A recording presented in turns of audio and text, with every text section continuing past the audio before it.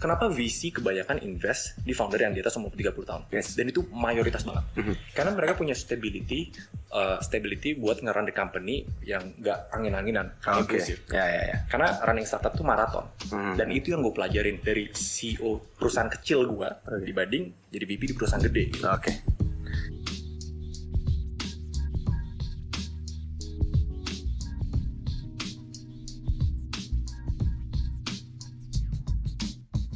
Oke, halo, balik lagi bersama kita di Ngobis, Ngobrol Bisnis by Teman Startup. Hari ini ada yang berbeda nih. Kita lagi coba format baru untuk YouTube. Jadi buat teman-teman, hari ini kita juga kedatangan seorang hebat lah.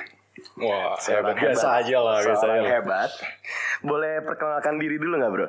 Nama, terus mungkin kayak, gue siapa gitu. Ini kayaknya standarnya udah naikin gak guys, gue biasa aja sebenernya. Jadi ini santai aja ya, nama gue Raymond Suryacin. Gue umur 26 tahun, sekarang tuh sebagai CEO dan co-founder dari Ternak Uang. Oke, tadi Ternak Uang ya? Ternak Uang, nah, mungkin kalau ada yang pernah dengar, kalau yang gak pernah dengar, datengin Instagram kita. Mungkin yang belum pernah dengar mungkin nggak punya paket kali ya. Soalnya Ternak Uang kan happening nih di generasi Gen Y, Gen Z nih. Ternak Uang suatu platformnya. Apalagi pas COVID kemarin kan saham pas lagi naik-naik, wah oke lah. Kita jadi harus langsung cepat gitu. Oke. Boleh gak lo cerita dikit? Mungkin ada teman-teman yang belum pernah tahu gitu. Ternak Uang tuh apa sih? Kalau mungkin dari gue dulu kayak Kak. Kalau gue sendiri tuh udah, karena gue udah 26 tahun. Gue dari awal tuh memang mulai berbisnis. Gue hampir bisa dibilang sampai gue umur 24 tuh gue gak pernah kerja sama orang sekalipun. Oke. Gue mulai dari bisnis agency, terus gue bikin startup, terus akhirnya diakuisisi, sampai terakhir ini venture paling latest gue tuh Ternak Uang. Ini sama co-founder gue, yaitu Timothy Ronald sama Felicia Putri. Nah, Ternak Uang itu platform edukasi finansial, literasi finansial, sama saham. Dan kita targetnya tuh untuk Gen Z sama milenial. Jadi spesifik anak-anak muda zaman sekarang nih, mereka tuh sekarang tuh lebih mau melek finansial dibanding generasi sebelumnya. Dan problem paling gedenya adalah pas gue approach Timothy, problemnya itu di gue. Gue umur 26 tahun, enggak sebenarnya bukan cuma gue, ada banyak banget ya. Gue umur 26 tahun, udah kerja segini lama, tapi gue nggak tahu duit gue mau dikemanain. Dan gue ngerasa kayak ini very big problem. Ternyata bukan cuma gue, banyak banget orang yang kayak nggak terlalu melek finansial. Nah, mulai dari sana. Makanya pas gue ngobrol sama Timothy, gue ngerasa kayak, wah ini big problem. Gue aja ngarahin problemnya. Nah, makanya kita ngebangun Ternak Uang. Gitu. Jadi sebenarnya hari ini kita bakal ngomongin juga tentang Ternak Uang. Tapi terlebih dari itu gue juga tadi tertarik tuh mendengar lo sempat ngomong kayak lo udah sempat kerja, lo juga udah sempat jalanin beberapa bisnis lah sebelumnya. Terus kayak sampai tadi sempat lo ngomong visi dan sebagainya. Ini ada suatu topik yang mungkin banyak orang yang pengen tahu nih. Sebenarnya visi itu cara kerja gimana sih? Apa benar gitu kayak ketika lo udah didanain visi terus hidup lo enak gitu. Nah, itu kan banyak tuh yang sering ngomong kayak oke, kalau udah didanain pokoknya target kita sampai didanain, habis didanain gue pengen bawa Mercy. Katanya kan begitu. Kalau kita lihat juga ini cerita 6 dosan Han Ji Pyong kayaknya habis didanain langsung pulang-pulang bawa Mercy nih. Nah, itu menurut gue menyeramkan. Karena kenyataannya tuh bisnis nggak seindah yang orang kira gitu. Ya, betul. Apalagi pas di awal-awal, memang nih kebanyakan orang, including gue di awal-awal gue umur 20 sampai 24 lah. Semua tuh ngeliat kayak story, wih gila startupnya diinjek VC, diinvest gitu-gituan. Jadi itu jadi target mereka. Gue mau bikin startup yang diinvest VC. Menurut gue itu agak bener-bener salah kaprah sih. Lo bikin startup harus dengan tujuan lo mau bangun company yang gede, dengan mau solve big problem di Indonesia atau misalnya di dunia gitu. VC itu salah satu caranya gitu. Dan kenyataannya kan gue seumur gue ngebangun bisnis tuh gue udah pitching sama VC mungkin lebih dari 20 kali. 30 lah mungkin lah. Dengan berbeda-beda startupnya nih? Beda-beda startup. Jadi kalau gue ngebangun startup tuh gagal sukses kayaknya udah coba 5-10 kali. Ini gak banyak yang tahu gitu. Orang taunya yang sukses doang gitu. Nah kenyataannya pas pitching sama VC, gue 90% tuh ditolak. Karena salah kaprah. Karena salah kaprah tentang bisnis, goalnya tuh gak boleh cari VC dulu. Goalnya adalah solve a problem, kayak make sure company-nya tuh berjalan dulu. Makanya di VC itu ada namanya traction. Jadi secara bisnis tuh lu udah lihat ada potensinya, ada problemnya bisa di-solve dan lu mengeluarkan solusi yang real. Jadi sebenarnya saran gue ya untuk yang lagi dengerin kayak gini, ngebangun startup tuh memang agak sedikit rancu, salah kaprahnya. Jadi kalau saran gue untuk semua orang yang dengerin sebenarnya adalah start with small business dulu. Karena sebenarnya fundamental startup itu kan bisnis. Fundamental bisnis adalah solving problem, make a profit, terus lalu make it sustainable gitu. Harus perhatiin cash flow, harus perhatiin apa gitu. Jadi setelah itu udah ada bekalnya, baru makanya gue 4 tahun bangun agency, baru gue bangun startup. Itu kalau menurut gue. So jadi kalau misalnya gue baru bisa jalan kalau ada duitnya nih, berarti itu sesuatu yang salah gitu dari awal. Menurut gue. Menurut gue. Tapi ini mungkin kita nanti ngobrol lagi. Boleh, seru nih. Ini kayaknya ini udah baru awal kayaknya kepotong sih. Oke. Nah, mungkin start dari pertanyaan pertama kali ini. Kan lo juga sempat ada beberapa startup sebelum Ternak Uang. Boleh cerita sedikit gak tentang mungkin lo cerita tentang agensi lo atau mungkin startup lain gitu? Boleh. Nah, sebenarnya gue lebih suka cerita tentang cara mulai dibanding sekarang. Soalnya kalau misalnya gue langsung ngomong ke ngebangun Ternak Uang, udah pitching sama investor, itu takutnya nggak relatable untuk banyak orang. Bener. Kalau gue di awal-awal banget ya, ini mungkin kalau yang follow gue di Instagram atau baca story gue di Medium, gue tuh mulainya as freelance. Pas gue kuliah, gue mulai sebagai programmer. Dulu gue juga coding tuh, kayak pulang, tapi nggak kelihatan kayak coder. Sekarang orang kaget kalau gue tuh coder sebelumnya. 2 tahun tuh gue coding. Nah, gue mulai freelance gitu. Gue mulai dapat project dari dosen gue, dari teman-teman gue. Pas waktu itu tuh gue akhirnya mulai berpenghasilan 20-30 juta per bulan, which is sebenarnya gede. Pas waktu itu gue ngerasa itu gede banget. Nah, pas gue mulai freelance itu, baru gue mulai kepikiran untuk ngebangun bisnis gitu. Jadi agency dulu nih. Pas udah bangun agency, baru gue belajar. Kayak itu pertama kalinya gue stop coding, terus gue baru belajar bisnis. Nah, itu sebenarnya ceritanya menarik banget tuh. Gimana caranya gue dari coding, terus tiba-tiba jadi bisnis. Dan itu nggak ada yang nyangka sebenarnya, kan co-founder gue 3 nih. Ini kalau si Eric sama Ibnu dengerin, shout out buat kalian nih guys. Ini perjalanan kita dari Maven nih. Pas waktu itu kita semua coder, kita semua tuh programmer. Terus kita bilang, kalau membangun bisnis harus ada nih yang keluar, jualan, bikin invoice, bikin operation.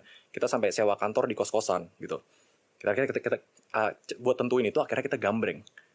Gambreng ya? Gue perjalanan bisnis gue bisa dibilang hoki. Karena gue gambreng terus gue yang dapat. Yaudah Rey, lu aja deh yang bangun bisnis, lu aja yang tentuin sales, ketemu klien gitu-gituan. Terus ternyata gue suka gitu. Nah, akhirnya singkat cerita, agency gue jalanin 1 tahun sampai 4 tahun. Akhirnya pas sebelum gue bangun startup, kita tuh udah punya team of 20-30 orang, sampai punya cabang Singapura. Project terakhir yang gue close sebelum gue keluar itu project senilai 3-4 M. Which is menurut gue achievement yang lumayan gue banggain sampai sekarang gitu. Dan itu menurut gue adalah roadmap yang orang harus lewatin dulu sebelum actually langsung mikir bikin company yang sampai gede banget, $100 juta, $1 billion. Orang harus start from the beginning. Saran gue tuh memang buat orang-orang mulai dari invest in yourself, dari skill dulu, kerahin waktu, kerahin effort, baru pelan-pelan climbing gitu. Kalau misalnya langsung bikin startup, temen gue ada beberapa yang bikin startup, mayoritas memang gagal gitu, kayak 90% mereka belajar from that gitu. Cuma teman-teman gue yang mengebangun bisnis dulu sebelum bikin startup, itu chance buat suksesnya tuh jauh lebih gede. Jadi itu cerita awal gue nih di Maven. Dan itu selalu yang gue bangga-banggain ke orang gitu. Gue bangun freelance dari awal, dari nol gitu. Habis Maven, akhirnya gue ngerasa kayak ngebangun agency itu kok kayak muter-muter terus. Cari klien, handover, beres. Cari klien, handover, beres. Terus gue kayak ngeliat, gue tuh pengen ngerjain project yang gue bisa bawa sampai ujung. Habis bikin produknya, marketing, sampai bikin company itu gede banget. Akhirnya pas gue bikin agency itu, gue nge-side hustle. Gue bikin ide startup dikit. Ini ada banyak nih. Contohnya salah satunya Bea Sekolah, platform beasiswa, Frutani, daily subscription buat buah-buahan, Orom, financial services buat digital corporation. Itu banyak banget udah gue coba gitu. Tapi akhirnya yang bikin gue nyangkut itu pas gue bangun wellness. Nah, wellness itu platform buat cari personal trainer online. Dan yang menurut gue yang bikin waktu itu sukses itu karena sesuai dengan hobi gue. Kalau lu ngelakuin sesuatu yang sebenarnya lu nggak suka, kayak paksain lah, karena marketnya di sana, tapi lu sebenarnya nggak suka gitu. Edian tuh kayak komitmennya nggak bakal long term. Pas bangun wellness, jalan sekian 6 bulan kalau nggak salah. Modalnya juga kecil banget. Waktu itu gue cuma taruh 20 juta sampai pas terakhir sebelum di akuisisi/acquihire itu tuh kita berpenghasilan sekitar 30-50 juta per bulan secara omset. Habis wellness, gue diakuisisi, kerja sebagai VP di Fitco. Habis itu sekarang yang fast forward-nya udah di Ternak Uang gitu. Kira-kira kayak gitu kalau general story-nya nih. Nah, mungkin ada beberapa yang mungkin mau kalau mau dibahas lagi boleh ya. Penasaran ya. Mungkin pasti banyak pertanyaan dari gue, mungkin teman-teman juga penasaran gitu. Kita sering nih ngomongin kayak misalnya ketika lo mau dapat investor atau lo mau start funding, itu lo harus siapin apa sih? Terus kayak ada traction atau ada visi atau ada problem solvingnya seperti apa. Tapi the real getting acqui-hired tadi atau di funding beneran gitu, tidak pernah kepikiran gitu. Sebenarnya bentuknya seperti apa sih? Ataukah tiba-tiba uang itu masuk ke rekening lo sesuai jebret gitu, masuk nih di rekening yang tadinya rekening lo kosong, terus sekarang gara-gara udah di transfer duit ngetik ATM-nya dari jauh biar orang lihat gitu. Ya, enak banget ya. Gimana kayak gitu. langsung tiba-tiba pitching, duit masuk, Nah, kayak gitu. Ya, itu pulang mungkin langsung DP mobil gitu. Nah, ini nih sesuatu yang mungkin masih sedikit kurang diceritakan lah, atau mungkin kurang dibahas sama seluruh media-media. Jadi stop sampai lo bisa pitching, lo bisa expo nanti. Tapi setelah itu apa nih? Karena ada proses yang di skip nih. Karena orang lagi abis pitching, terus udah gitu langsung ada media lagi. Ini di funding sekian, series A, series B, tapi proses di funding ini tuh gimana gitu. Nah, mungkin pertanyaannya akan kayak gini sih. Misalnya tadi lu sempat ngomong kayak wellness di acqui-hiring pertama kali gitu. Itu hal pertama yang terjadi kayak gimana sih? Atau lu ketemu, lu papasan kayak di film, lu tabrakan atau ketemu di lift? Kan orang pengen tahu gitu. Iya, oke, interesting. Tapi gue mulai dari awal banget ya. Boleh. Sama, gue sebenarnya kayak lu di awal gitu. Gue ngerasa kayak gue mau bangun wellness nih gitu. Sebelum gue mulai aja gue udah punya mindset, gue mau pitching dulu nih. Gue mau kasih tahu ke investor ide gue. Gue mau dapet duit, gue mau langsung gede gitu loh. Kenyataannya nggak semudah itu. Gue udah pitching sama sekitar 3-4 investor waktu itu. Dan ditolak mentah-mentah, habis-habisan. Kayak, wah lu nggak bisa. Kata kunci mereka cuma satu, traction. Lu harus ngebangun dulu, lu harus buktiin bahwa ini startup tuh ada potensinya. Marketnya tuh ada. Pas udah punya traction, pas investor udah percaya bahwa ini bisa works, at least kayak pembuktian kecil gitu, baru mereka consider gitu. Dan semua investor kasih gue saran yang sama, yaitu lu bootstrap dulu. Dan bukan investor, ini teman gue tuh ada ex partner di salah satu VC. Dia selalu saranin ke gue juga, selama mungkin, ini saran paling realistis yang gue pegang sampai sekarang. Kalau bisa ngebangun startup atau bisnis, selama mungkin tuh jangan ambil external funding, karena ada gue mungkin nggak bisa cerita banyak ya, tapi ada beberapa dark side yang gue nggak bisa cerita dulu sekarang. Mungkin gue bisa sharing sedikit aja. Tapi ada namanya bootstrap. Bootstrap tuh jadi lu sebagai founder itu harus dilihat sebagai investor bisa mengambil resiko dan percaya dengan bisnis sendiri. Kalau lu aja nggak mau taruh duit buat resikoin bisnis lu, ngapain investor taruh duit gitu?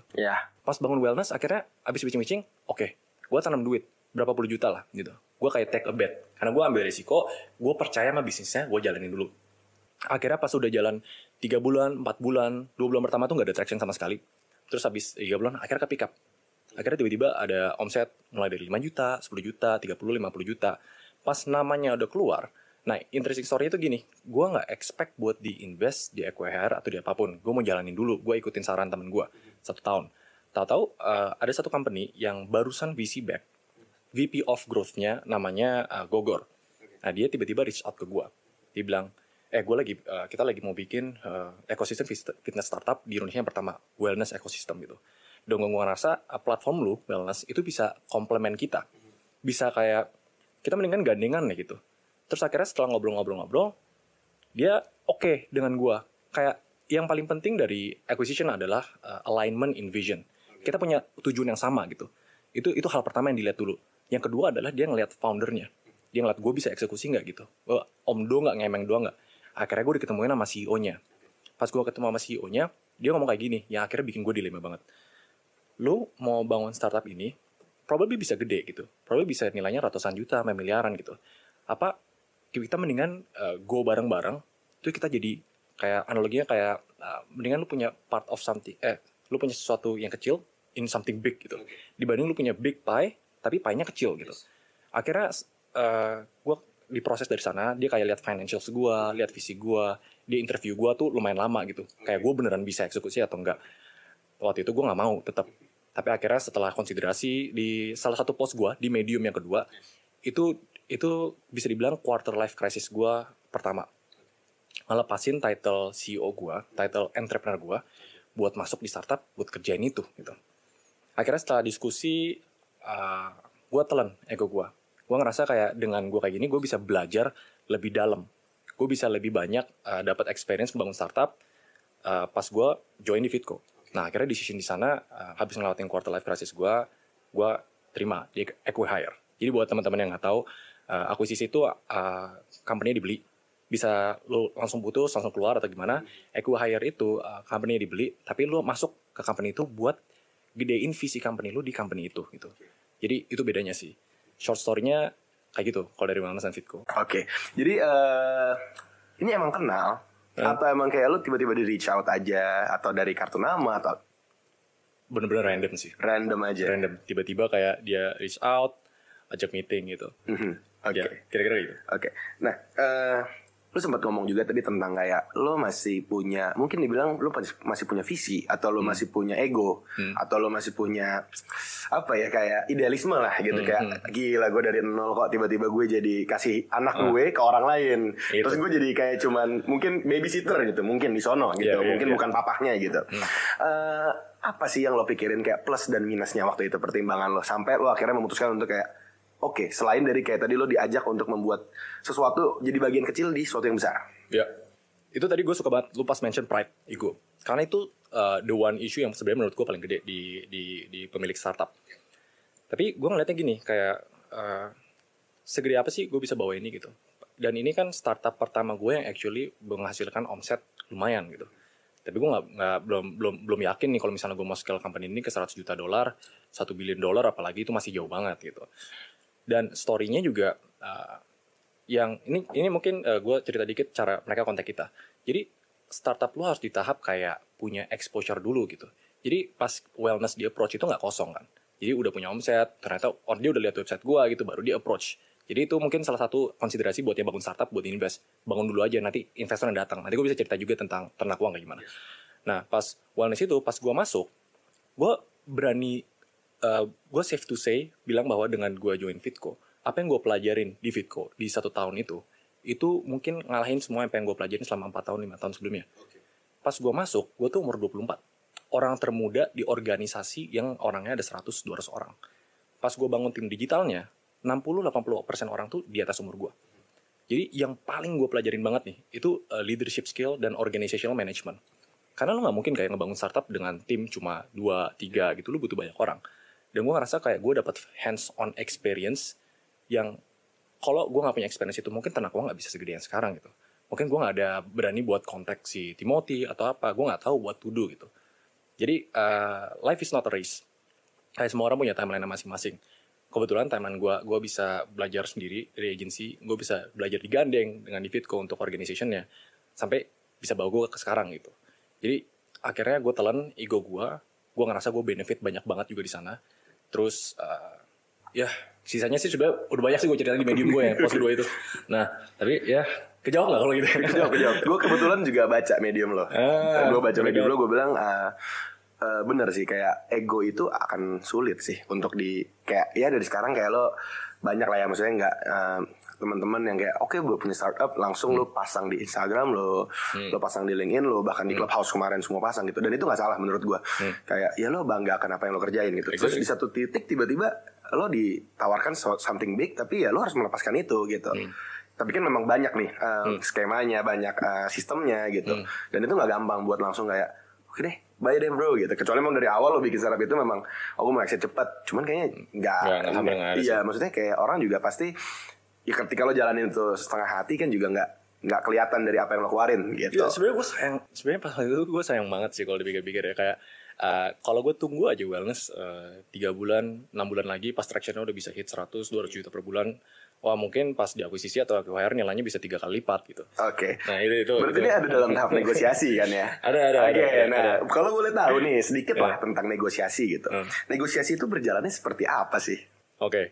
Ini gue langsung buka kartu nih, karena gue udah ketemu banyak investor dan lain-lain. Khusus untuk early stage startup, ini beda sama startup yang udah berjalan beberapa tahun ya financialsnya. Early stage startup itu nilainya bisa dibilang abstrak. Gue gak bisa sebut visinya, tapi yang follow gue di Instagram harusnya tahu. Kayak gue lagi ngobrol sama salah satu visi terbesar. Cara mereka valuation, dan ini inline sama visi-visi lain. Di startup early, gak ada kayak lu harus punya financial berapa gitu-gituan. 2 hal doang.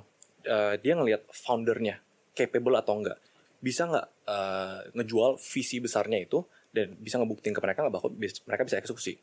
Karena misalnya gini, ada 2 startup yang financialsnya 1-2 kali lipatnya, lebih kurang gitu. Tapi mereka valuasinya bisa sama. Karena the VC percaya the founder more. Nah itu satu. Tapi faktor kedua juga adalah problemnya big enough nggak di Indo. Karena at the end ya, ini mungkin nggak banyak yang punya perspektif ini. VC, at the end itu kan investment firm. Kalau mereka taruh duit $100 juta, mereka expect dalam 5 tahun jadi berapa billion dollar. At the end kayak investasi lah. Lu nggak mungkin cari rugi, gitu kan. Jadi mereka pasti bet di startup-startup yang mereka ngeliat problemnya big enough di Indo nih. Terus bisnis model lu big enough buat bisa reach itu, buat bisa dominasi market. Di luar itu capability foundernya gitu. Nah pas di wellness, mereka ngeliat kayak fitness, especially di Indonesia ya, itu middle class-nya udah mulai naik. Dan itu bakal jadi next big thing. Jadi waktu itu mereka ngeliat dari sana potensinya. Terus mereka ngeliat gue punya capability dari sisi digital sama digital strategy. Dan waktu itu mereka, Fitco tuh 5-year-old business yang bener-bener offline, 20 Fit namanya sebelumnya.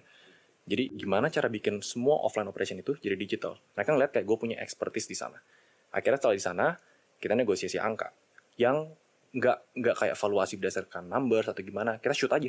Oke. Kayak gue mau segini, modal gue segini, omset gue segini, gue garis segini gitu. Which is ditukar bukan cuma dalam bentuk cash juga. Jadi kita pas gue masuk ada options dan salary yang kita harus agree bareng-bareng dulu gitu. Kira-kira negosiasi gitu. Dan itu berlaku buat semua early stage startup. Dan ini negosiasi tatap muka nih langsung nih. Oh pasti tatap muka. Soalnya itu keringet dingin dikit ya. Lumayan. Oke. Lu harus bayangin, gue umur 24 tahun. Terus gue baru pertama kali bangun startup kayak gini, terus nego, aduh anjir gue ngomongin apa nih, gue kayak itu grogi sih. Kayak lo harus sebut tawar-menawar tuh bukan tawar-menawar baju bro. Kayak tawar-menawar perusahaan yang lo bikin gitu. Iya, kayak berani gak sih lu bilang kayak, company gue worth 500 juta. Iya. Terus lu harus bisa nego, lu harus bilang kenapa ini worth 500 juta gitu. Dan itu artnya abstrak banget. Gak ada cara pastinya buat kayak bilang 5 juta karena financial gue segini, kan segini kayak gini. At the end dia percaya sama lu atau enggak. Gitu, storytelling lah. Karena gue juga sempet banyak nih pertanyaan nih ke teman startup gitu. Kayak gimana sih caranya evaluasi. Maksudnya gue juga I do my research kayak oke nih kalau lu ngomong perusahaan zaman dulu kita lihat mesinnya, tanahnya, asetnya gitu. Sekarang kalau ngomong digital, hari ini ada, besok juga nggak ada kalau ke band gitu. Benar. Lu mau nilai dari mana tuh website kalau tiba-tiba down, hilang ya udah gitu. Terus lu mau duitin followers misalnya, followers gue ada 100.000 nih, 200.000, lu duitin aja. Kayaknya juga susah gitu. Dan menurutnya akhirnya gue mendapatkan satu mungkin kesimpulan gitu. Berapa kali gue ketemu dan lo juga tadi ngomong gitu. Ini kayak startup itu kayak lo ngelukis gitu. Lo ngelukis nih sama orang A, mungkin orang A bagus nih bisa di ruang tempat kamar mandi gue. Gue berani bayar sekian. Tapi buat orang yang nggak ini kayak apaan sih, lo gambar apa sih gitu. Dan itu memang kayak gitu dari yang pada kejadiannya seperti itu juga aslinya. Benar, kejadiannya kayak gitu. Tapi gue bisa share yang sedikit lebih teknis nih kalau lo nanya cara valuasi. Boleh. Yang tadi lo mention itu namanya asset based valuation. Itu emang ada beberapa lah gitu. Untuk yang punya cash flow panjang, dia kadang ngelakuin DCF, tapi itu jarang banget. Cuma ini gue nggak tahu gue boleh buka kartu atau enggak ya. Tapi basically banyakan VC itu ngeliat kayak nih, kalau udah punya traction ya, udah punya financials, mereka ngeliat namanya ARR, annual run rate. Terus dilihat berdasarkan industri kita, multiple kita berapa gitu. Misalnya ARR kita 10M lah, nggak usah gede-gede. Misalnya 10M multiple kita itu 10, berarti nilainya 100M. Itu cara paling simpel buat mereka ngelakuin. Kalau gue meeting sama VC, gue kasih lihat numbers kita, mereka gampang ngelakuin kayak gitu. Tapi itu nggak selalu cara yang mereka selalu pakai. Again, mereka juga ngeliat itu namanya brand equity. Kayak followersnya berapa gitu, kayak potensi kita buat bisa dominate dari market secara awareness, secara top of mind, itu dilihat juga gitu. Tapi yang paling dilihat, kalau gue bilang ya, itu mungkin financials itu 20%. 20% itu yang dari 40% dari foundersnya gitu. Sisanya tuh future. Mereka ngelihat nih kayak kasusnya Ternak Uang nih. Mereka ngelihat kayak di Indonesia investor masih dikit banget. Itu dikit banget dibanding kayak negara-negara lain. Potensinya itu masih bisa naik 5 kali lipat, 10 kali lipat, 20 kali lipat. Dan mereka bet on the future. Sama kayak invest saham. Invest saham itu kan forward looking machine. Lu bet on the future. Lu buy company yang future. Bukan cuma company-nya doang, tapi Indonesia sendiri itu mendukung nggak buat dia grow gitu. Jadi itu salah satu cara negosiasi kita sama VC-VC juga. Kalau ini udah lebih ke Ternak Uang ya. Karena Ternak Uang itu lebih mature dalam bentuk traction-nya gitu. Oke. Nah, sempat juga tadi lo ngomong ketika lo agree nih untuk lo negosiasi salary lo di waktu itu lo juga akhirnya jadi VP. Oke. Terus kayak apa sih yang legal stuff yang lo lakukan gitu? Apakah kayak kalau di film kan mungkin lo tanda tangan atau apa gitu. Ini benar-benar abstrak gitu buat orang banyak gitu. Benar. Legal staffnya kalau untuk acquisition ya, kebetulan kan waktu itu gue nggak terlalu rapi di rigor. Gue cuma rapi di sedikit, namanya intellectual property. Jadi kita yang penting signing aja nih, kita punya aset website, domain, followers, dan lain-lain. Itu tanda tangan, kita handover ke mereka. Udah sebenarnya as simple as that. Tapi yang lebih detail itu gue personally, bukan dari startupnya sendiri. Jadi kalau gue di acquire, gue tanda tangan, gue masuk sebagai VP. Responsibility gue ini, options gue segini, dan itu legally binding bahwa lu bakal work on it inside gitu. Itu yang biasanya lebih detail sih. Sebenarnya sama kayak lu review kontrak karyawan. Tapi ini lebih dalam, karena kasusnya itu masuknya lewat acqui-hiring. Jadi kira-kira kayak gitu. Oke. Nah, lo dari seorang CEO akhirnya lo jadi seorang VP di satu grup besar di Indonesia gitu. Apa sih hal paling besar atau perbedaan atau tanggung jawab yang lo lakukan nih? Sebenarnya sama-sama untuk wellness nih, cuman ganti nama mungkin atau mungkin udah bukan punya lo gitu. Tapi tanggung jawab yang secara real yang kayak, oh ini gue udah nggak bisa lakuin ini lagi, ini gue harus lakuin ini, yang ini enggak gitu. Ini mungkin teman-teman yang ngerintis bisnis, apalagi sebagai CEO, apalagi kalau lagi naik. Lo tuh ngerasa kayak lu paling hebat. Mamanya di company siapa lagi selain lu gitu yang nge-lead. Okay. Tapi pas gue masuk, gue ketemu sama yang ex Ismaya, ex siapa, which is yang bikin lu harus telan ego lu banget. Okay. Kalau lu tiba-tiba jadi part of something big, organizational management, leadership skill, people skill itu bener-bener yang diuji. Okay. Kalau dulu di startup mungkin hard skill ya, kayak kemampuan lu buat marketing, buat bikin produk. Tapi kalau lu udah mulai scale dari small to medium, medium to big, itu udah beda hal gitu. Karena lu udah nggak bisa punya ego buat bilang ini company gue. Jalanin sesuai dengan yang gue mau atau jangan jalan sama sekali. Dan ini sesuatu yang gue pelajarin bener-bener deep banget. Apalagi gue masih muda banget. Dan kalau masih muda jujur aja nih, lu juga masih muda. Lu gue 24. Nah, kalau masih muda tuh pasti ada aspek emosional yang kita belum completely understand. Impulsif lah, misalnya emosional lah apa. Kalau misalnya lu udah kerja sama yang kenapa ini faktanya ya. Kenapa VC kebanyakan invest di founder yang di atas umur 30 tahun? Yes. Dan itu mayoritas banget. Karena mereka punya stability buat nge-run the company yang gak angin-anginan, impulsif. Karena running startup tuh maraton. Dan itu yang gue pelajarin dari CEO perusahaan kecil gue dibanding jadi VP di perusahaan gede. Gitu. Oke. Jadi kalau misalnya gue tanya nih, Ray, how does it really feel to get acquired waktu itu? Hari pertama lo masuk gitu, biasa. Pas di akuisisi gue di atas angin banget. Siapa? Siapa dibanding teman-teman gue? Siapa yang bisa bilang kayak gue udah ngebangun startup di akuisisi? Wah itu gue di atas angin banget. Dan pas masuk gue excitednya kayak orang gila. Tapi gue groginya kayak orang gila. Gue umur 24 masuk. Ini beneran ya? Kayak ada judgement di company mereka. Ini ngapain sih anak umur 24 tahun masuk? Pasti ya. Jadi VP, tiba-tiba jadi yang sebelumnya kerja sendiri itu sekarang tiba-tiba under gue, umurnya di atas gue. Wah itu pressure buat gue. Akhirnya gue minta tolong gitu. Gue minta tolong ke Jeff waktu itu CEO-nya. Gue boleh nggak punya waktu buat town hall? Gue bikin presentasi, gue present ke semua orang di company. Gue mau kasih tahu visi gue mau tahu siapa lu ya. I'm here to help them, bukan kayak jadi bos, gitu. Bukan jadi kayak gue nyuruh ini. Dan itu gue grogi sampai di tahap itu. Sampai di tahap itu akhirnya gue udah mulai dapet tenangnya. Udah dapet tenangnya, baru kayak oke, it's time to execute.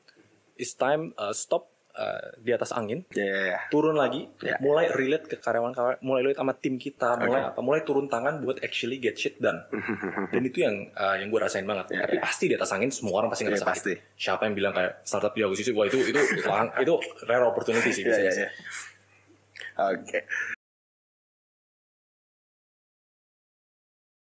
Sekitar sebulan lalu lah sebulan atau beberapa minggu lalu gue lihat lo sempat upload di Instagram lo di kontak lah sama salah satu visi besar. Gue juga udah dengerin kayak ceritanya seperti apa. Cuman mungkin boleh nggak sharing sedikit gimana sih pertama kali lo dapetin leads ini gitu? Iya, sebenarnya yang gue mention di awal tadi kan sebenarnya kita tuh nggak reach out investor sama sekali dan kita sebenarnya nggak butuh dana gitu. Kita ngeliat bukan mau nyombong, tapi kita startup yang cash flow positif gitu kan. Tapi pas kayaknya sekitar akhir tahun 2020, Ternak Uang tuh udah mulai kedengeran gitu kan. Nah di saat itu tuh ada beberapa VC tuh kontak gue personally, kontak Timothy, kontak Felicia lewat LinkedIn, lewat mana gitu. Tapi kita tolak mentah-mentah semuanya. Karena kita bertiga tuh komit nggak mau pakai investor at least for next 1 year gitu. Kita bisa jalanin sendiri biar bisa freedom lah. Tapi tahu-tahu ada satu orang yang kontak, gue nggak bisa sebut siapa, visinya siapa gitu. Tapi dia kontak si Felicia dari LinkedIn dia. Terus bilang kayak mau ketemu. Terus gue lihat dari siapa. Wah, terus kayak ini nggak bisa kita tolak, nggak bisa mentah-mentah. Okay. This is the number one di mata gue ya. The number one VC di dunia menurut gue. Menurut gue. Nah terus gue ajak ngobrol. Tapi pas ngajak ngobrol, kita tuh kita langsung bilang, hey, we're not fundraising gitu. Kita nggak mau kasih PHP, kita apa, tapi kita ngobrol aja, bangun relasi gitu. Jadi itu story di awalnya sih, leads-nya masuk karena ternak uang udah mulai kedengeran. Sebenarnya itu doang, kayak startup itu kalau udah punya traction, lebih mudah untuk di-approach daripada kita nggak punya traction, terus kita cari-cari VC gitu. Kesannya kayak kita desperate gitu. Padahal kenyataannya startup itu at its core bisnis kan. Lu bangun dulu traction-nya. Ada namanya, paling simple, bukan simple sih, top line metrics gitu. Walaupun nggak profitable, tapi lu bisa show something yang bisa di-present ke investor bahwa ini solusinya real gitu. Oke. So, terus lu juga akhirnya melakukan pertemuan itu kan? Lu melakukan meeting itu, lu juga sempat diketemuin sama country manager atau siapa? Sorry gue. Managing directornya yang di Southeast Asia. Oke. Apa sih sebenarnya exactly yang lu obrolin waktu itu? Jadi itu dibagi ke 2 segmen. Segmen pertama kita cuma ngobrol. Kita cuma tahu lo siapa sih, kita siapa sih, kayak cuma kenalan doang gitu kan. Terus akhirnya setelah banyak konsiderasi ngobrol sama Timothy Feli, oh ya udah kita coba explore yuk gitu. Kayak soalnya if it's not about the money, tapi it's about the connection. Pas kita di-invest sama dia, kita udah kayak different game, different level gitu. Nah makanya pas waktu itu, abis itu kita meeting, kita kasih data-data kita, financials, metrics kita, semuanya. Pas udah di bawah sana, mereka ngeliat foundernya oke, problemnya oke, financialsnya oke. Dibawalah meeting ke managing directornya. Nah itu pembicaraan yang jauh berbeda dibanding pembicaraan di awal. Ini menurut gua kayak true test. Kita sebagai co-founder benar-benar ngerti nggak landscape-nya. Mereka tuh tanya banyak banget. Landscape numbers di Indo, berapa banyak new investor, what kind of business model, kayak competitor, analisis lu dibandingin sama yang lain itu kira-kira pokoknya mengujung satu. Is the problem big enough? Is your solution big enough buat mencapai $1 billion atau even decacorn? Itu kritis banget. Mereka tentang ngomong regulatory, mereka ngomong tentang how kompetitor lain kalau tiba-tiba maju gimana gitu. Jadi itu benar-benar kayak true test. Kalau misalnya lu nggak punya experience atau lu nggak punya knowledge di industri lu, pasti kicep. Benar. Jadi itu yang orang harus tahu tentang startup gitu. How experience and how well you know. Pas kita meeting sama managing directornya, itulah yang dilempar sama mereka. Berarti kan sebenarnya 3 matriks utama yang tadi sempat ngomongan, berarti problem, terus juga founder, sama satu lagi finance-nya. Dan akhirnya kalau menurut lo, kenapa sih at the first place kayak lo bisa dikontak ternak uang selain kayak ternak uang ini udah punya nama atau udah ada exposure-nya? Selain itu apa yang bisa membuat akhirnya this VC kontak lo? Mereka nggak cerita ya, tapi berdasarkan yang gue dapat dari obrolan mereka adalah potential. Mereka ngelihat investment kayak saham dan lain-lain, dan mereka pasti ada tim yang nge-analisa landscape di Indonesia. Pas saham lagi naik banget, pas mereka lihat Indonesia masih investornya dikit banget, the potential is there. Itu nomor 1. Nomor 2, dia approach Feli. Feli kan public figure. Dia ngeliat kayak lebih gampang untuk ketemu kita lewat orang yang udah lebih terkenal. Jadi dia udah kayak kalau sebelumnya kan ngomong founder tuh harus pacaran dulu, harus kenalan dulu. Tapi kalau public figure kan kelihatan orangnya kayak gimana gitu. Jadi itu udah nge-skip gitu loh. Jadi dia kayak ada first step validation, kayak ini orang tuh sebenarnya bisa nggak sih gitu lewat sana. Nah, habis itu dia kontak. Nah itu biasanya sih, kalau menurut gue yang mereka cari gitu. Nah lu juga sempat ngomong kayak lo tidak butuh dana atau lo nggak butuh funding itu karena ternak uang adalah salah satu startup yang mungkin kebanyakan startup tuh bleeding di awal, tapi ternak uang ternyata enggak. Kalau menurut lo apa sih advice lo sebagai seorang CEO sekarang kepada startup lain yang mungkin bleeding? Apa sih pertimbangan yang harus dilewatin sebuah startup ini untuk gue butuh nih duitnya, gue butuh nih didanain, karena kan semua orang selalu ngomong kalau ada duitnya gue bisa, ya dong. Kalau ada duitnya, kalau nggak ada ya gini susah gitu. Cuma sebenarnya apa sih dari pertimbangan gitu? Pertama gue harus klarifikasi, bleeding is fine, nggak apa-apa selama lu sebagai CEO punya long term view kapan ini bakal profitable. Sama gini nih. Jadi kalau setiap fundraise, especially untuk company yang bleeding, mereka tuh ada namanya runway. Jadi misalnya dana segini kira-kira bisa bikin lu beroperasi berapa lama gitu. Misalnya 12 bulan. Misalnya runway sekian M untuk beroperasi 12 bulan. Tapi di 12 bulan itu udah pintar-pintaran lu sebagai CEO. Dan lu dan investor untuk ngeliat 12 bulan ini bisa dimaksimalin nggak? Matriksnya apa nih? Jadi seandainya nih, kalau misalnya dalam 12 bulan beroperasi, terus tiba-tiba di-cut cost marketing yang gila-gilaan gitu. Lu bisa sustain dengan sendirinya, misalnya kayak gitu. Atau lu punya strategi setelah runway ini, lu raise fund lagi. Tapi considering untuk orang yang bleeding ini, lu harus nego sama investor, lu harus sama-sama tahu matrix apa yang matters buat mereka. Ya kan? Itu namanya top line matrix. Mereka nggak peduli bottom line kayak profitability atau gimana, itu indikator. Tapi top line matrix itu yang diperhatiin banget. Berapa banyak visitor, berapa banyak apa.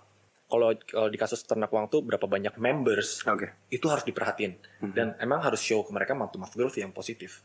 Baru nanti bisa raise fund lagi gitu misalnya untuk perpanjang runway. Itu kalau general advice ya untuk orang-orang yang lagi merintis, bleeding dan lagi cari visi gitu. Harus tahu matrix mereka.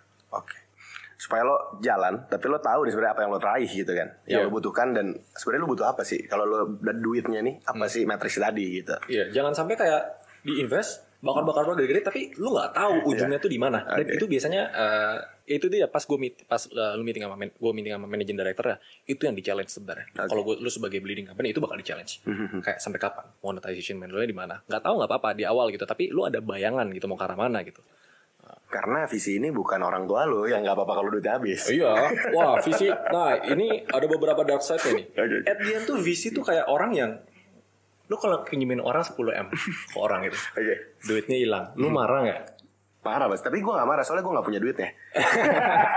Udah jadi ya, tapi bener sih, bener marah gue pasti kan. Iya kayak marah. Mereka tuh at the end visi orang yang kayak mereka expect return gitu. Jadi kalau lu ugal-ugalan, tapi gini, mereka at a point mereka tahu banyak beberapa startup ada risiko buat gagal. Mereka tahu. Tapi kalau gagal yang nggak masuk akal, kan misalnya lu tiba-tiba diinvest beli Ferrari, itu nggak masuk akal. Wah itu mereka berhak buat kayak marah-marah lu kayak orang gila gitu. Tapi kalau gagalnya make sense banget, udah semuanya udah di effort, mereka tahu kok. Kayak itu one of the risk of investment. Kayak lu main saham, turun, masa lu salahin BI-nya gitu?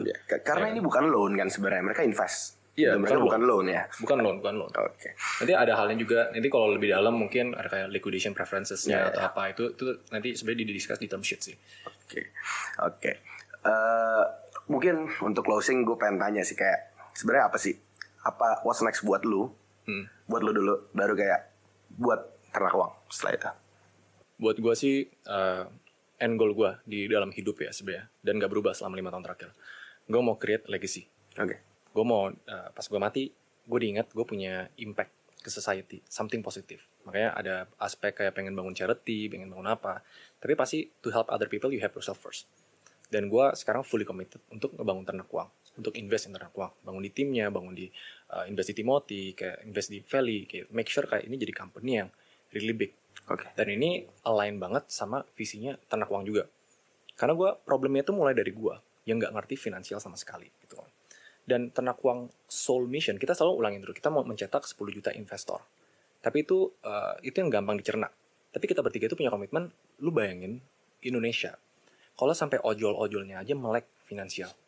When everyone melek finansial, ekonomi Indonesia itu bakal maju gila-gilaan. Kita contribute ke Indonesia to something big. Future-nya ternak uang. Kalau sekarang kan memang kita fokus di saham, karena that's where the demand is. Tapi kedepannya kita mau jadiin ternak uang one-stop platform. Kita fokus kayak ada piramida keuangan. Lu cuma butuh aplikasi ini buat be financially set for life. Mulai dari dana darurat, mulai knowing tentang perhutangan, tentang apa gitu.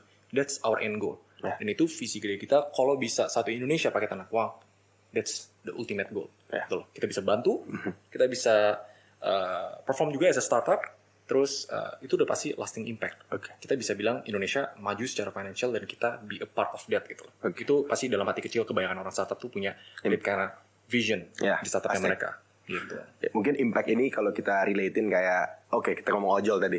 Kayak 10 tahun yang lalu ojol dan sama sekarang gitu kan. Impact itu dan legacy itu yang sebenarnya lo mau gitu kan. Sekarang semua orang bisa dapat duit hanya dengan ojol dan mereka idle time-nya kurang gitu. Berarti itu impact yang lo pengen bawa ke social impact seluruh Indonesia ini. Lo bayangin kayak gini. Gue kebayang ini agak ngawang. Tapi kalau 10 years later gitu, ada ojol yang bilang, ya gue bisa financially set. gue ngerti tentang ini karena ternak uang. Karena effort dibangunnya dari Timothy, Raymond, dan Felicia, gue bisa kayak gini. Wah itu sesuatu yang lo gak bisa tukar with anything in life gitu. Gue ngerasa kayak in life values lebih penting daripada just financial atau gimana. Dan gue personally karena life mission gue itu legacy, itu yang gue incar. As for ternak uang, karena kita baru, kita mau close small round VC gitu. Jadi kita juga bakal perhatiin banyak banget matrix kita. Kita make sure ya kita company yang kalaupun mundur 1 langkah, tapi kita tahu kita bakal maju 5 langkah. 5 langkah gitu. Oke.